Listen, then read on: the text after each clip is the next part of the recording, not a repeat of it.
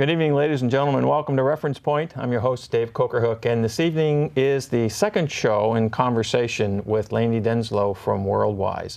And if you recall, last time we were talking about the fact that here in the U.S., especially Silicon Valley, we do a lot of business internationally, and you have to be cognizant and sensitive to the fact that people do things a little bit differently in other countries, and we learned a lot about how we are perceived as Americans when we travel to do business overseas. So, Lanie, thank you so much, and welcome back. I really appreciate you coming back for another show. Thank you very much. Glad to be back. I'm excited that you're here. You know, one of the things that we had talked about earlier between shows was the fact that it's not just that we might travel to another country to do business, but here where we are, especially in Northern California, there are a lot of businesses that are owned and operated by people who came here from other countries. Exactly. And so they grew up in their culture and they have their mindset, and when you go to do business with them, they're just like doing what they do, and we have to be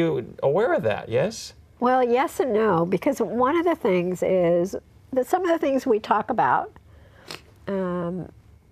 you know, all Americans are absolutely focused on being on time. And either you or somebody in the audience is going to go, Lanie, I have a friend who's never on time.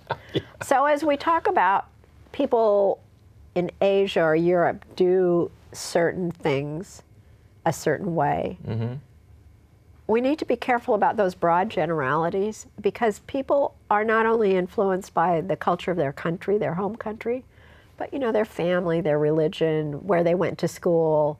Some of the people who are here from other parts in the world have been here since they were in high school.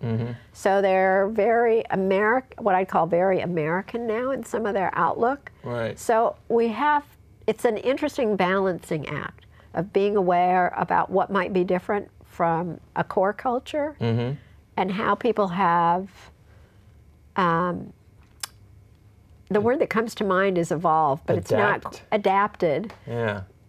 Based on where they've worked and where they've gone to school, and so we just have to be careful about being aware. So we have here a lot of times here in the Bay Area, we have people who are coming here for the first time from someplace in Asia or India or Western Europe to go to work for a high-tech company, right. And you know they've never been here before, but now they're here. What do we have to, so as an employer, do you have to think about those kinds of things relative to these people that are now here? And absolutely, because just simply how people communicate. I was just reading a story about a Russian woman who came to work in the United States, very qualified, really brilliant woman, but her interviewing style was so quiet and respectful. She didn't know how to put herself forward and really explain what she had or could do. So people need to understand that, and to help employees from someplace else understand what the culture is in the company. Internal culture in a company at Google is going to be different than in an insurance company. Sure. So you've got a lot of things going on for people to get their heads around. Yeah, for sure. It's mind-boggling. You know, and I guess one of the other things that I'm curious about is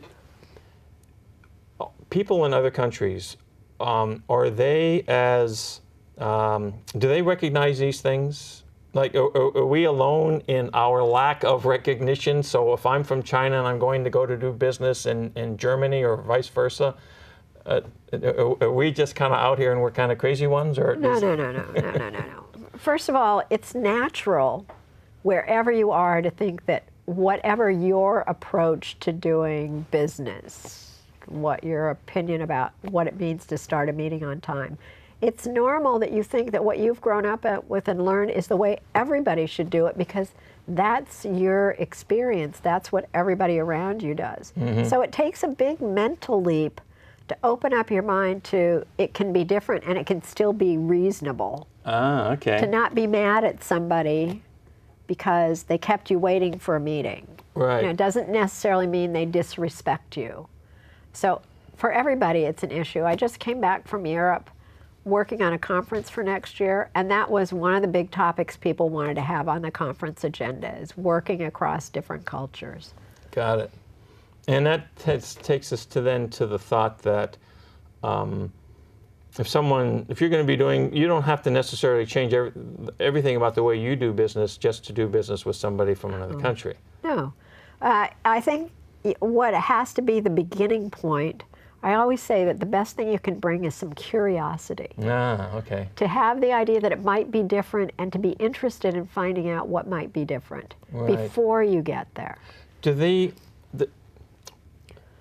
the folks in these other countries, if you make an effort to try to accommodate, or do they recognize that you're doing that? Do they appreciate that? Yeah, and I think, people come together to do business. They have an idea to do business. So there's, I think, some flexibility and forgiveness when you don't quite get it. But they certainly appreciate if you learn a few words of their language, if you know at least, did they just have an election? Yeah. Are they a soccer country or a cricket country? And are they playing in Euro 26? Know something about what's going on in their world. Got it. That's very cool. I want to mention to the folks here something we forgot to do at the last show, but I want to mention to them that if they have any questions about anything we're talking about there, you can get information in a couple of ways. One, send an email to info@referencepointtv.com. I'll make sure it gets to Lanie and she can answer that. Or we do have her website showing up here as well, so you can go on her website, and I know that there's a way to reach out and can contact and communicate with her via the website as well. So, Lanie, you have some other interesting things that you brought here that you wanted to touch on, I guess. So let's talk about some of these other cool things before we go into. Well, I think you've heard me talk about this, that I think eating is one of the areas that brings us together, shared meals. Right. But it also can be one of the areas where there can be what I call disasters at dinner. So like everything else, you need to do a little research. And one of the areas is if you're working in Asia, I'm giving you a set of chopsticks. Okay. It's important to be able to manage chopsticks if you're going to be eating in Asia. It's respectful. One of the reasons is not just to see if I can make everybody crazy, but because it's a sign of respect.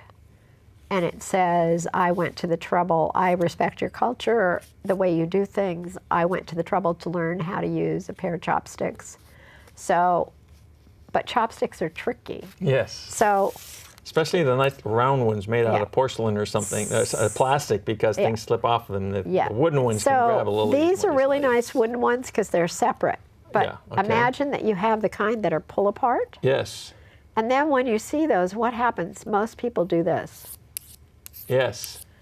That's very insulting to your host. Oh, really? Because it's like saying, I don't believe that you're giving me quality utensils. I'm afraid, especially in Japan. I have a Japanese friend, and he can talk for a long time about how upsetting that is. Wow. So it's a small thing. And there's another small thing to know, and this applies when you're here in the United States. We have many restaurants, Chinese, Vietnamese, Korean, where you're going to find yourself eating with chopsticks. Yes. Don't do that. Okay. And the other big... that's one, I never knew that. The other big... I know a lot of miscellaneous things. The other thing that you'll see very often, I think I see it most frequently at a sushi bar, where somebody's got a bowl of rice, and they're sitting and talking, and they don't quite know what to do with their chopsticks, and they don't recognize there's a chopstick rest, and they do this. And they put, yeah. That is seen as a reference to incense at a funeral. And it's, if not suggesting that you want your dinner partner to be dead, it certainly would be seen as a suggestion that maybe you don't believe in the long-term viability of the relationship. Oh, wow. So just a couple of little things. It's really worth taking the time wherever you're going to learn what the foods are, what dinner time is. Little things. They're very important. And they're, I think that's one of the things that is so significant and important for us to think about is that we do what we do. The way we greet people here in the U.S. with the handshakes or the okay or the wave or however we communicate, 2 thumbs up or whatever, may not necessarily communicate the same way if you are in a different part of the world. Well, there's a great story. There are a million stories, but think about if you're in a restaurant and someone's there sitting at the table next to you for whom burping is a way of showing that you appreciate the meal. Right. And you're in a restaurant in downtown Campbell and someone next to you is burping. I mean, you're appalled. Yeah. You don't recognize that maybe they don't understand that that's not done in public here. So all these things are really about conveying a message that I understand and respect your culture and how you do things. I'm smart enough and flexible enough to adapt a little bit. Mm-hmm. And what a great thing to be able to demonstrate just by simply knowing how to use a pair of chopsticks. I'm going to go to the flip side of that. Okie dokie. Because here we're here in the States, and someone from another country comes and does whatever they do, the way they handle things, or right. They come to the meeting or to the dinner at the time that is the right time based on their culture, or they, like you said, how do they demonstrate that they really enjoyed the meal or what have you. And I think that the key thing is to recognize that what people are doing are not intended to offend you. Right. And so don't get all hot and bothered about the fact that somebody's doing this. You know, maybe you could do a little research and find out, oh, gee, in New Guinea, that's the way they like to, you know, or whatever it happens to be.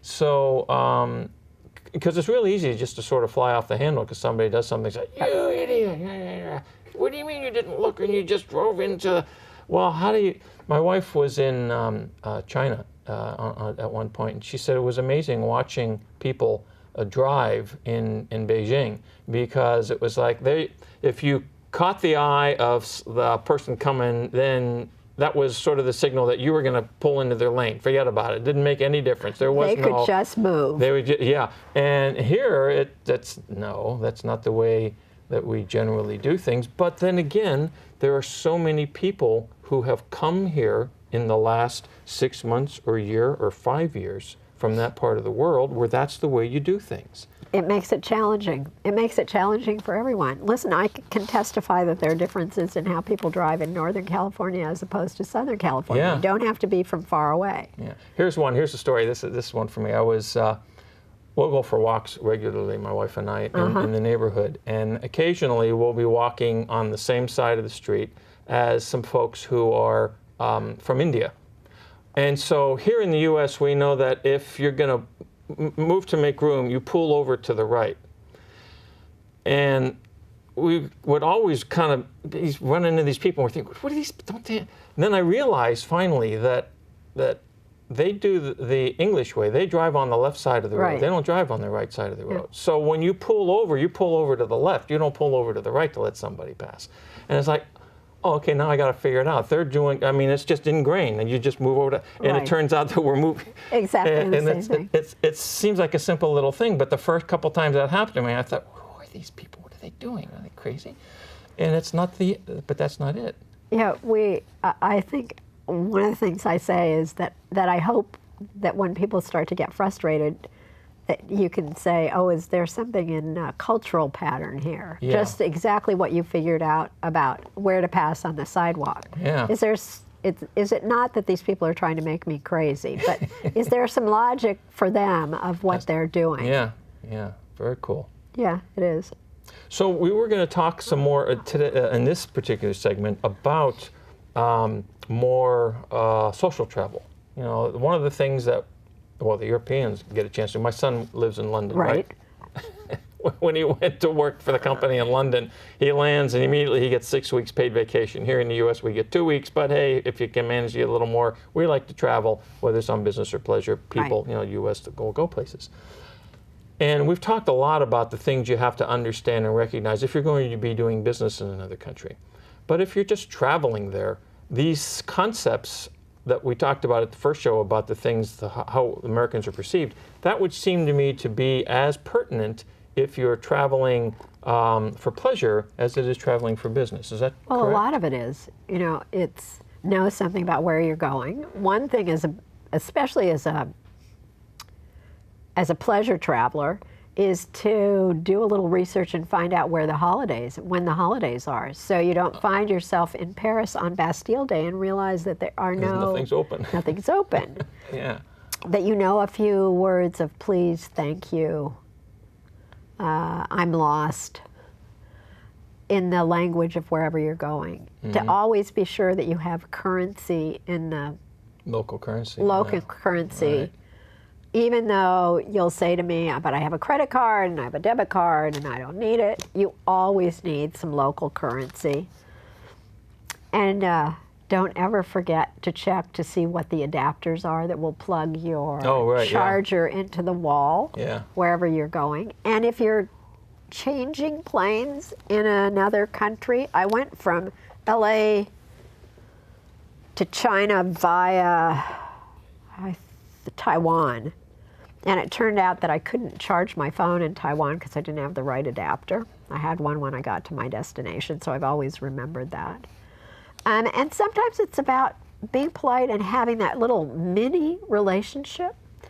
One of my friends told me about getting off the plane in Paris, going up to one of the Air France staff and saying something about, where's flight so-and-so, and she just looked at him. And he spoke in French, and she just looked at him. And finally he said, oh, I figured it out. I said, so then he said, bonjour, madame, I'm very sorry to bother you, but could you tell me? So sometimes there's a way of being polite. It's that little, have to have a connection. I'm not here just to give you information. So it's about doing some research before you go. Yeah. You know, you had mentioned that there were some resources that people could look toward, whether it's for a business activity or for a personal activity, but that you might be able to tell people about. And what we'll do here is, I know we don't have, we were talking about this during the break, and so I don't have this to put up on the screen, but we can certainly, if people send an email or go on your website, see some information, we could possibly provide them with these kind of pieces of data. But some of these references, could you tell us a little bit about them? Yeah, there are 3 that I can think of right off, maybe 4. So if you want to know some basics about history and culture of a country and you want to just read something fast on the airplane, go Google culturegrams. Culturegrams. Okay. Right. Is that sort of like the Cliff Notes version of... Yeah, sort of. And they have them for, I think, almost 200 countries. You can download them. Last time I did it was $4. And you can print it out, and you're good to go, whether you're going to the Czech Republic or France or South Africa. Then there are a series of books that you can find on Amazon and probably Barnes & Noble. One's called Culture Shock. Oh, yeah. And one's called Culture Matters. And each, they're for 20 or 30 countries, and each one's written by somebody in the country. And they'll tell you quite a bit about the country and the culture and whether you tip or don't tip and what the common foods are and things like that. Then if you're somebody who's really interested in facts and figures about a country, there's a World Fact Book. You can just write in World Fact Book. It's put together by the CIA. It's a State Department. It's a State Department piece, but they have an enormous amount of data. I used a lot of it when I was working on the Worldwise books. It can tell you how many feet of paved airport runway exist in a country. Okay? You may not need to know that, but then again, you might. If you're really into finding out some of the facts and figure population and trends like that, but I'll send you my resource list. It's got books that you can read and some websites that can be useful. Very cool. And if people have some questions about that, they can email me at info@referencepointtv.com or go on your website and ask about that too. So, okay, so there's a lot, you know, there's so much here to actually, you've been involved in this activity of recognizing these social differences for some time. And so for those people like, you know, myself or and some of our viewers who is like, okay, I'm gonna you know, I just started working for a company, and now I've got to go do business with people in such and such. I think I mentioned my son-in-law is now, he's in Copenhagen and London, and he's got to go. This is like a new thing for him to have to go over and deal with his colleagues in these other countries. And so, is there something that is, what's the first step? What's the level 0 kind of stuff that we should be cognizant of, or we should put attention on, to be able to at least begin to interact in a way that is not going to be extremely offensive? Well, I think just having the question in mind and being ready to observe that some things are going to be different is a huge step. And then there are some resources online. You could Google cultural differences in the United Kingdom, and there'll be some resources that you can find. You can call me and I'll help you sort them out. And those are the basic beginnings, but you just have to do some research. You can talk to your colleagues. You know, that's always a good part. If you want some quick information about a country, you can call the embassy or the consulate. Or one of the things that puzzles people sometimes are names and how they're pronounced. Oh, yeah, right. And interestingly enough, you can go online and find the U.S. State Department country desk, where there will be somebody from the State Department who's an expert in that country and who might be able to help you. And the phone numbers are all online. Okay. Very so you have to have the patience to do some research. Yeah. But the fact that beginning with the question already sets you up to be more successful. I think the key there is being willing to ask the question, as opposed to just saying, hey, I'm from the United States, you know, we're the biggest country in the world, well, the biggest. We've got, you know, the Army, we've got the economics, we've got the this, we've got the that. There's a difference between having pride in your country and being the ugly American kind of a thing when you're traveling. And but I see it here even locally too, in the U.S. when we travel places, how sometimes you know, a traveler on an airplane who's from someplace in the U.S. going to someplace else in the U.S. will disrespect people that are working on, you know, and that's that guy or gal. I mean, it's just, that's them. And the unfortunate thing is, if you're traveling overseas or outside the U.S., that becomes the impression of what they're all like, what all those Americans are like. Yeah. So I guess we can hopefully, by making some adjustments, or these, like you say, asking the questions and being willing to kind of move a little bit, help people realize that no, it's just like we're people too, and some of us make mistakes and some of us don't, you know, think about these things. But okay, so we've got a few minutes left in the show. So is there any summaries of some sort that you might be able to, you know, what do we want to leave the folks with in the way of a thought? Well, a couple of practical things. One of the tricky things, especially when you're traveling, is the question of gestures. Oh, yeah. And it's very easy to point your finger at somebody the way we do. I just want to tell you, because we're very intense about it, and insult somebody. Can't think about where, but almost everywhere. So that would be one thing as a traveler I would take a look at, and you could go online, and Huffington Post had a list of 9 different gestures that are okay in the United States and are considered offensive someplace in the world. There are a number of posts online that would help you with that.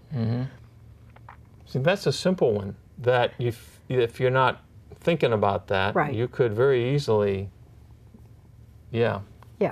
So that's easy. Don't forget that there are cultural differences here in our own country. That's true. That most countries have some differences from region to region. And anybody who's lived part of your life or traveled or done business in New York knows that a New Yorker is different than somebody from California. Yeah, that's true. So don't be surprised if there are regional differences, whether you're in a big city or a small town, almost any place. And I think that the summation would be do your homework. Do your homework. Doing your homework. Be open to the idea that people do some things differently. It doesn't mean you have to change what you do. Mm-hmm.